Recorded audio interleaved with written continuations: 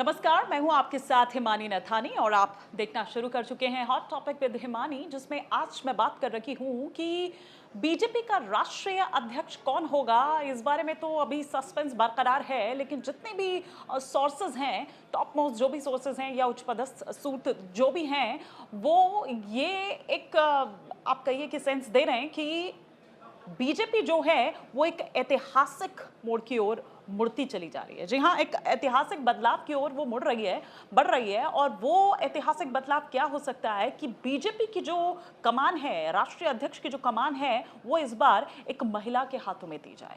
मतलब कि ऐसा पहली बार होगा अगर बीजेपी वाकई इस ओर बढ़ रही है। और जिस तरह से सोर्सेस भी जानकारी दे रहे हैं कि बीजेपी की जो राष्ट्रीय अध्यक्ष है वो कोई महिला हो सकती है। बीजेपी के जितने भी बड़े बड़े नेता हैं या आरएसएस के जितने भी बड़े बड़े नेता हैं, वो उन आला कमान में पिछले कई दिनों से इस बात को लेकर चर्चा काफी हो रही है। हालांकि ये हो तो 2.5 साल पहले ही जाना चाहिए था, लेकिन उसमें ऑलरेडी डिले हो चुका है। लेकिन तब भी मुलाकातों का और चर्चाओं का और बैठकों का दौर जो है वो लगातार इस पर चल रहा है। कयास लगाए जा रहे हैं और साथ ही साथ इस बात पर भी सहमति बनाई जा रही है कि क्या वाकई कोई महिला राष्ट्रीय अध्यक्ष हो सकती है बीजेपी का।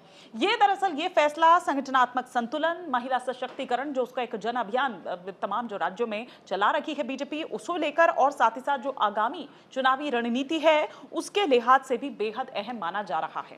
देखिए, वैसे तो अगर हम मोदी जी की बात करें तो मोदी जी जाने ही जाते हैं सरप्राइजिंग एलिमेंट के लिए कि वो कुछ सरप्राइज ऐसा देते हैं। अब वो सरप्राइज हमने मध्य प्रदेश में देखा, अब वो सरप्राइज हमने राजस्थान में देखा कि चौथी पंक्ति में बैठा एक अचानक से उसको कहा जाता है कि भैया ये सीएम होगा।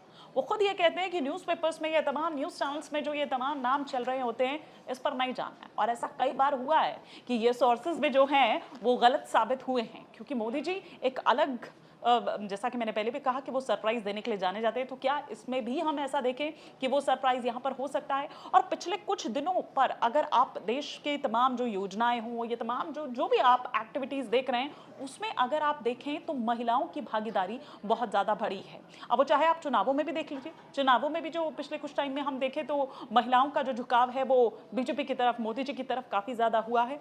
और योजनाएं भी है, ना केवल इतना बल्कि कुछ तमाम जो चीजें चलाई जा रही है, बल्कि ऑपरेशन सिंदूर, मैं ज्यादा दूर अगर ना जाऊं, मैं ऑपरेशन सिंदूर की ही बात करूं तो उसमें भी देखिए महिलाओं को ध्यान में रखते हुए किस तरह से, क्योंकि पहलगाम में जो कुछ हुआ, जिस तरह से उनका सिंदूर उजाड़ दिया गया, जिस तरह से पूछ पूछ के वहां पर कत्लेआम मचाया गया, और उसके बाद ये कहा कि जाकर मोदी जी को बता देना। तो मोदी जी ने खुद ये कहा कि, और ऑपरेशन सिंदूर आप देखिए कि सिर्फ एक नाम नहीं है बल्कि ये एक भावना है।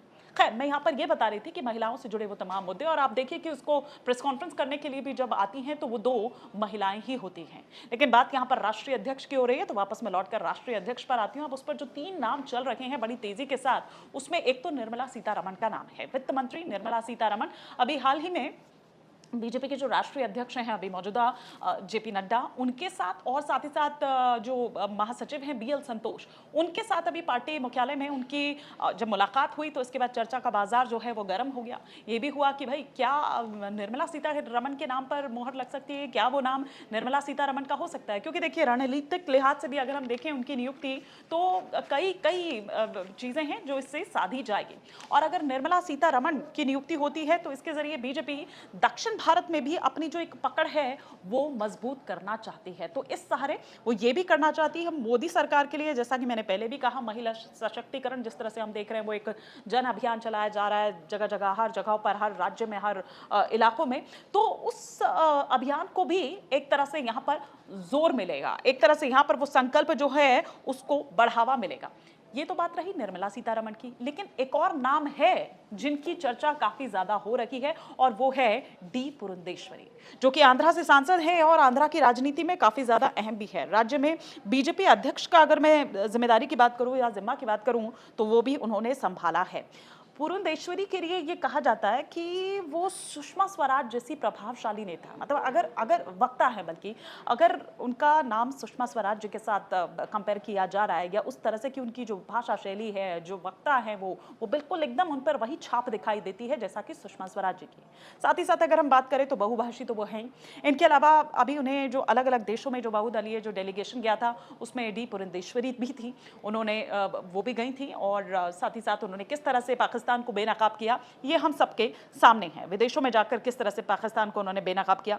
दक्षिण भारत में पार्टी का एक बड़ा चेहरा वो बन सकती हैं अगर उनके नाम पर मुहर यहाँ पर लगती है। तो ये मैं ये बता रही हूँ कि ये अगर इन महिलाओं के चुनने के पीछे क्या क्या जो मोटिव है वो दरअसल हो सकता है। दक्षिण पे भी जाहिर तौर पर भारत की नजर है, तो बीजेपी की नजर है, तो जाहिर सी बात है कि ये वो नाम हो सकते हैं। जिसमें निर्मला सीतारमण की बात की, डी पुरंदेश्वरी की बात की, और अब मैं बात कर रही हूं वंथी श्रीनिवासन की, जो कि जानी मानी वकील रही हैं। जानी मानी वकील से वो अब राजनेता बन गई है, अभी नहीं बनी है।